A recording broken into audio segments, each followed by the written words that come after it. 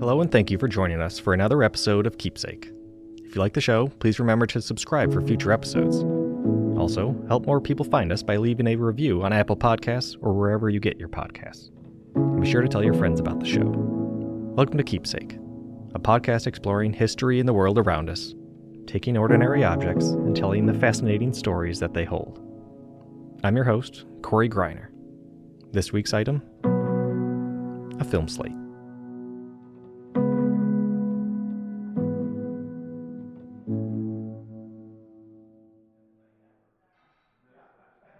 Quiet on the set.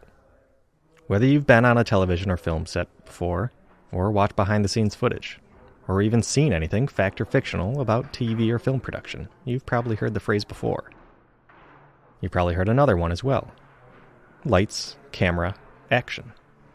But what this phrase leaves out is a very important technical step. Between the words camera and action, during that moment of silence, a vital thing must take place. A member of the camera department, usually the second assistant camera, also known as the second AC, steps in front of the lens and holds up what is called a slate. You've probably seen one before. Sometimes it's called a clapper or clapboard because of the motion and sound it makes as the arm is closed down on top of the rest of it. The point of the clapping is to help editors align the film clip with a separate audio recording. The slate also hosts some other vital information for the production and that particular shot. Written on the slate are the scene and take numbers. It also includes the date, the title of the production, and the company producing it. But most importantly, there are a few significant names, and those are of the cameraman and the director. That is a lot to take in and may not seem that interesting.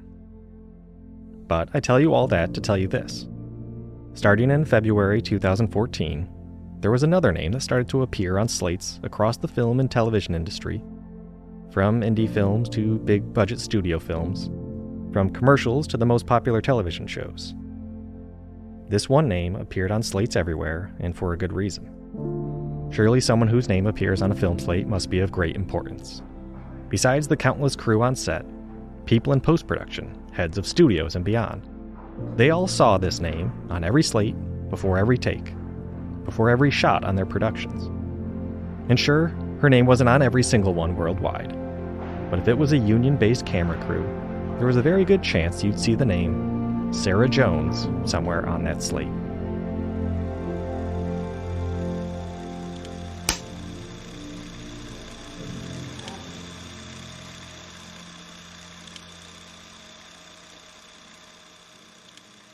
So who is Sarah Jones? And how did her name suddenly take over not just Hollywood, but the production industry as a whole? Her career got started in Charleston, South Carolina, shortly after she graduated from college there. She began interning on the show Army Wives, which filmed in the city and its nearby Air Force base. Soon after, Sarah moved to Atlanta, Georgia, which had grown into a major hub for television and film production on the East Coast. As Sarah's career progressed, she became more involved with the camera department and joined the union, Local 600.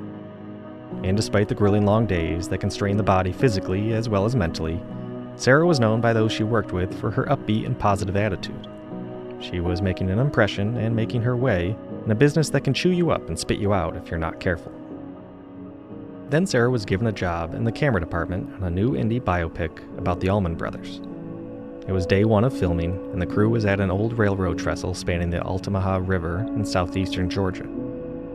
They were supposed to be filming a dream sequence, which involved an actor in a hospital bed out on the railroad tracks. After filming a few shots off of the trestle, the crew was instructed to move the equipment about 100 to 150 feet onto the trestle itself. Seeing no reason not to and no other options, the crew positioned the prop bed and camera rigging out onto the tracks, 25 to 30 feet above the rushing river below.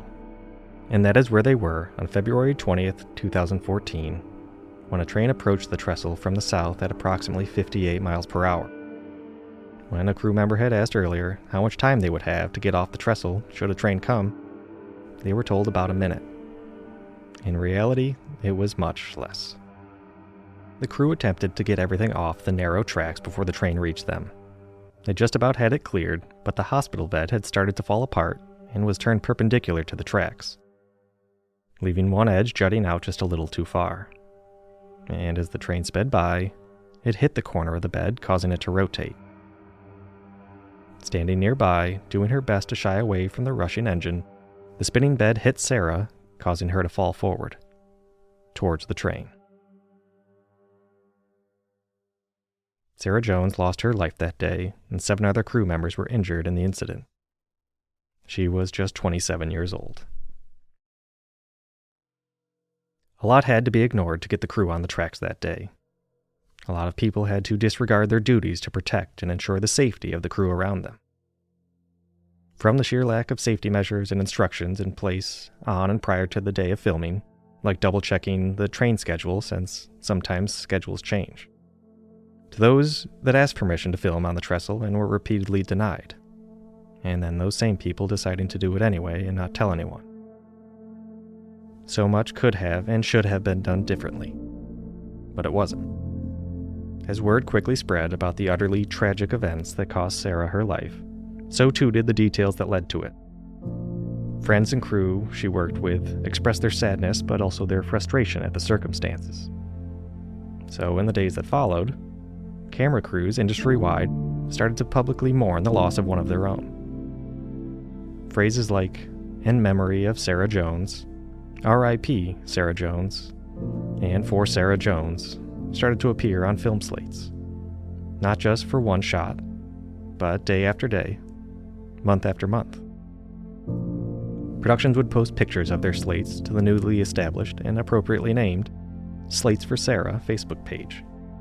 But they didn't just want to remember Sarah. They wanted change. They wanted to make sure this never happened to anyone ever again. And so Slates for Sarah became Safety for Sarah, as part of a much larger movement to improve safety in the film and television industry. Her name on those slates is a reminder, before every shot, no matter what, safety must come first. No frame of film is worth risking a life for. In the years that followed, her parents pushed the Safety for Sarah campaign with the support from the Cinematographers Union and others industry-wide. And as a result, new safety guides were put out with a wealth of resources on how to keep a production safe, or how to report a situation that you're not comfortable with. Phone apps have been created as a hub for safety announcements, bulletins, and again, to report any unsafe situations. The message being, if you see something, say something. And now, over 8 years later, you still see Sarah's name on these film slates. She's not a big-time producer or director. She's not the star of the show, but this 27-year-old second AC made a lasting impact on a multi-billion-dollar industry. She taught all of those working the long hours, day after day, week after week with no sleep, a lesson they should not soon forget. Before the scene can start, before the director can call action, there is a moment of silence, and there is Sarah, reminding everyone that it is the people that make the movies, not the movies that make the people.